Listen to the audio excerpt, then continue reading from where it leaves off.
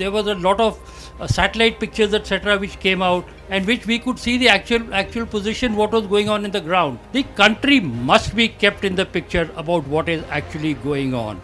1967 से सर 2020 तक we have not lost one man to Chinese engagement, क्योंकि वो डरता था सर चाइना का सर ओवरऑल बाइकआउट नहीं हो रहा, पॉलिटिकल लेवल पे, डिप्लोमेटिक लेवल पे। अकेला सोल्जर अकेला खड़ा हुआ, जवान तो लड़ता है खेत के लिए दूसरे के जवान से, पूरे नेशन को चाइना को बोलना पड़ेगा या तो ट्रीटी करो, एग्रीमेंट करो या बाइकआउट। नमस्कार दोस्तों, ये थे भारत के पूर्व सैनिक और पूर्व जनरल्स जिन्होंने राहुल गांधी के साथ संवाद किया, और यह वीडियो जारी हुआ है राहुल गांधी के YouTube चैनल के द्वारा। राहुल गांधी ने एक ऐसा बयान दिया है जो एक बार फिर विवादों से घिर सकता है, या यह कहा जा सकता है कि भारतीय जनता पार्टी और उनका प्रचार तंत्र, खासकर उनके पालतू मीडिया यानी पापा की परियां गुल्लू और कालू, उनके इस बयान को लेकर उन पर फिर से निशाना साध सकते हैं। कौन सा बयान है उस पर आपको गौर करना पड़ेगा दोस्तों। राहुल गांधी का कहना है कि राजीव गांधी के वक्त से ही भारत की विदेश नीति ऐसी रही है कि चीन और पाकिस्तान को किसी भी कीमत पर साथ नहीं होने देना है, मगर पिछले 8 साल की विदेश नीति ने हालात कुछ ऐसे कर दिए हैं कि चीन और पाकिस्तान न सिर्फ साथ आ गए हैं, बल्कि आने वाले दिनों में दोनों भारत पर एक साथ हमला बोल सकते हैं, या भारत को इन दोनों देशों से एक साथ युद्ध का सामना करना पड़ सकता है।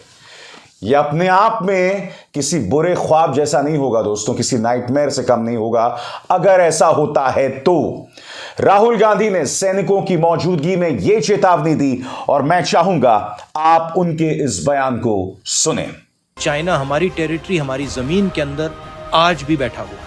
पहले हमारे दो दुश्मन थे, एक पाकिस्तान और एक चाइना, और हमारी जो पॉलिसी थी उन दोनों को अलग करके रखने की पॉलिसी थी।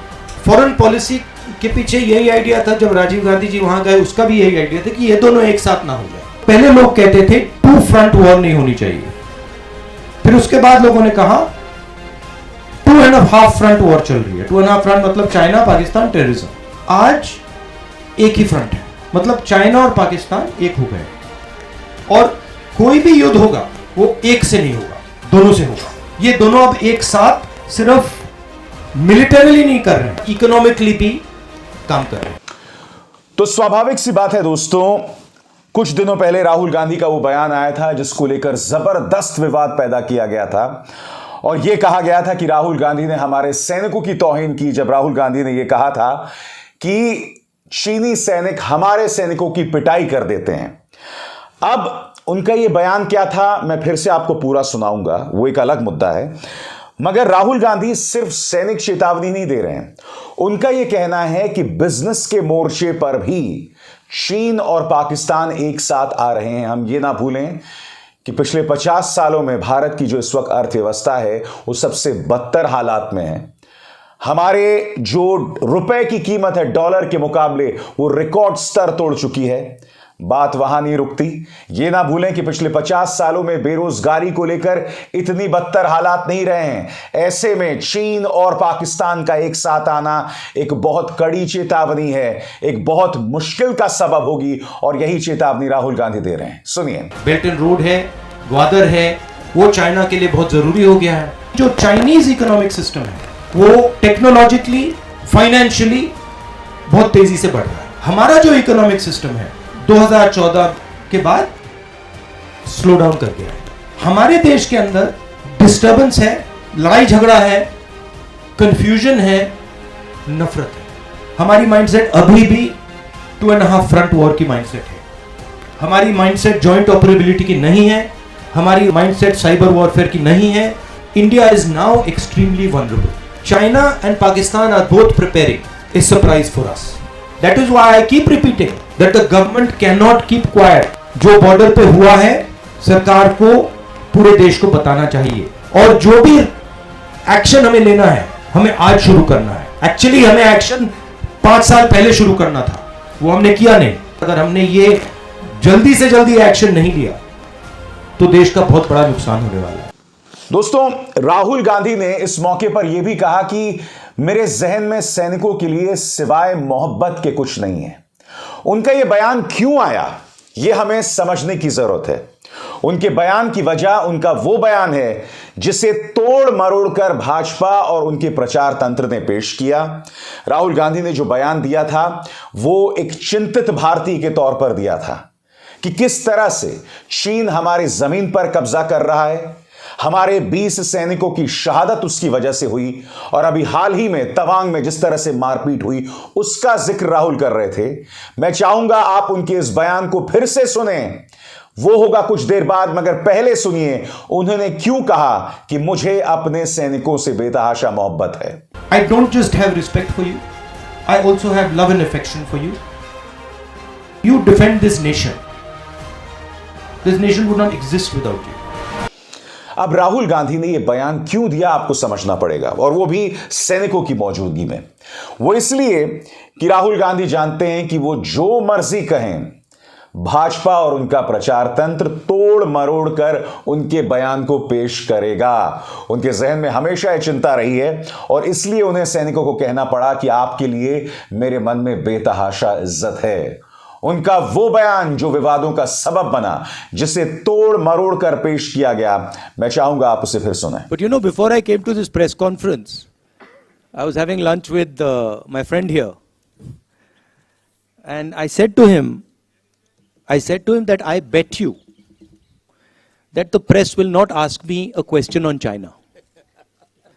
I said मैं आपसे शर्त लगा लेता हूं कि प्रेस वाले आज सब सवाल पूछेंगे, आगे पीछे दाएं बाएं, यात्रा, सचिन पायलट, अशोक गहलोत, सब पूछेंगे, मगर चाइना के बारे में एक सवाल नहीं पूछा जाएगा।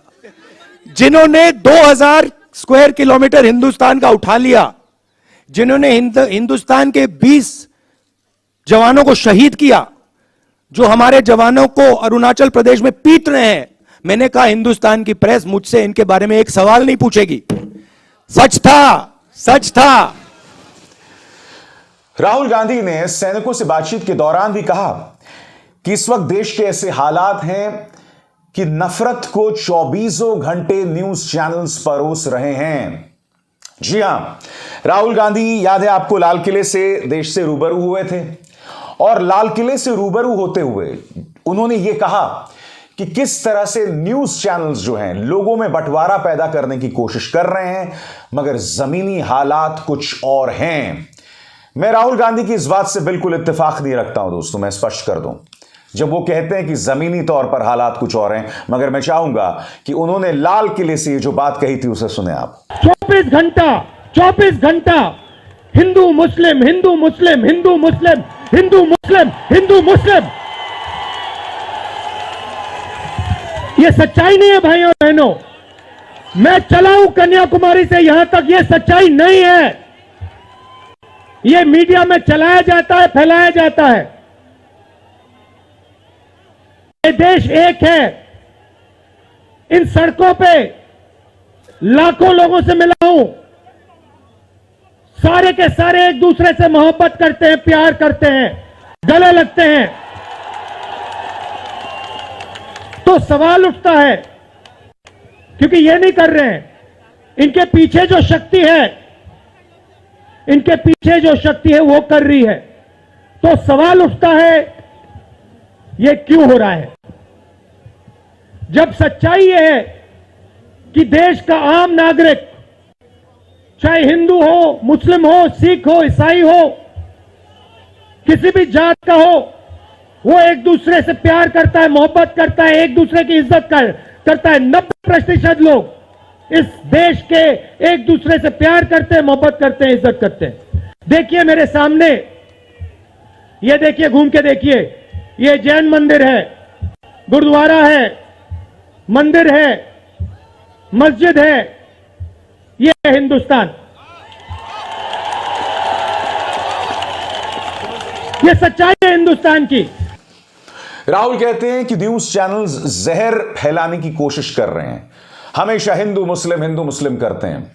मगर पिछले 8 सालों से ये जो हिंदू मुस्लिम इन न्यूज चैनल्स ने किया है दोस्तों, आप भी जानते हैं कि किस तरह से हमारे घरों में तक बंटवारा हुआ है, किस तरह से माइनॉरिटीज को शक की निगाह से देखा जाता है।